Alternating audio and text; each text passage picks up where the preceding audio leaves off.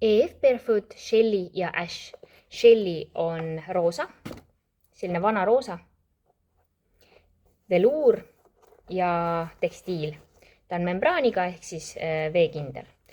Ta ülevalt, saapasäär on ülevalt seestpoolt sellise plüüsiga kaetud, sünteetiline ja sees on näha selline pruun vooder, mis on kohevam ja see on siis villa ja sünteetika segu.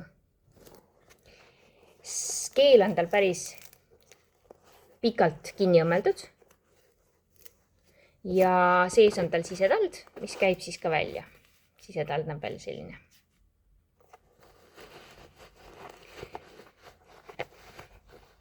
Talla all on selline sügavam muster ja tald paindub kergesti igatpidi. Ash on pruun, samuti veluurist pealt ja samamoodi on tal sääre ülaosas siis selline, see must on selline sünteetiline plüüs ja siit on näha sees on siis villa ja sünteetika segune vooder. Tundub päris mõnus, selline pehme ja soe.